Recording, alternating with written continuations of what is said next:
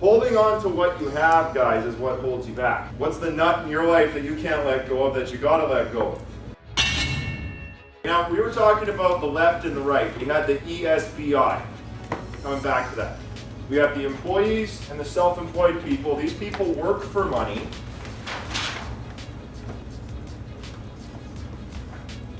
These people work for money.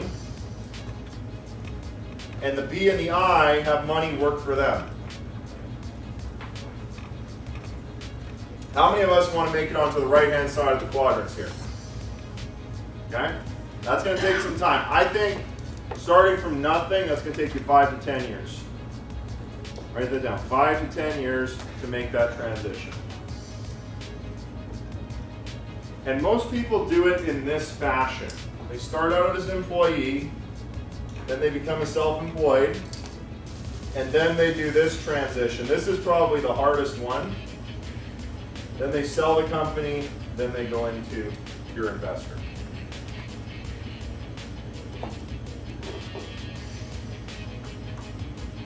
Now remember, we're talking about language.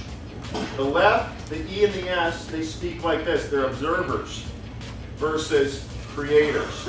Some of you guys this weekend are here and you're like, oh, I'm just watching, I'm just here to check it out. I have a special voice I use for excuses, by the way. It's my mother's voice. Okay?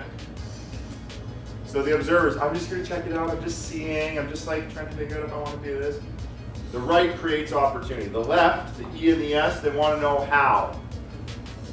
But what's more important is the why. Why are we doing this? The left wants probability, the right wants possibility. The left wants security, the right wants freedom. By the way, guys, is it possible to have security and freedom? It is not. The more security you have, the less freedom you have. The more freedom you have, the less security you have. That's something you should write down. When I do values with people, I say pick your values, and someone puts freedom and security. I'm like, that's a little bit messed up, man. You can't do them both. You can't be a brain surgeon and a good mom. Good mom's full-time job, brain surgeon full-time job. Can't do both. One or the other, something's going to suffer. Risk avoidance or risk reward. The left holds on to what they have, the tuna fish and Wonder Bread. The right uses their resources to build wealth.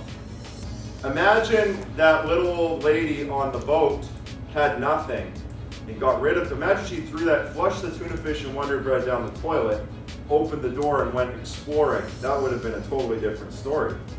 Holding on to what you have, guys, is what holds you back. There's a monkey in the jungle, this one type of monkey. And how hunters trap it is they put a little nut inside of a tree in a little hole. And the monkey reaches his hand in the hole to grab the nut, makes a fist, and then he tries to pull his hand out, but he can't.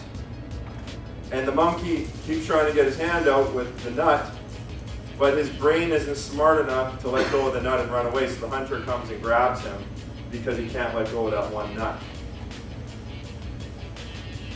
What's the nut in your life that you can't let go of, that you gotta let go of? Think about that for a moment. Who wants to do an experiment with me for Canadian $5? You have any Canadian money?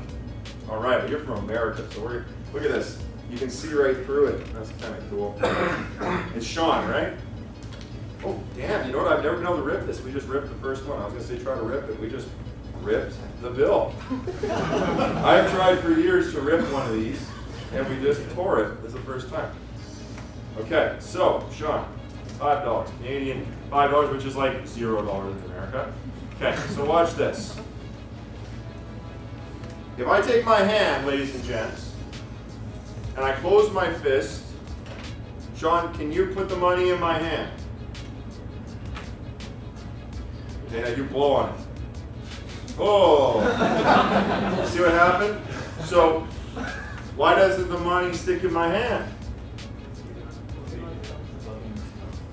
My hand is closed. Okay?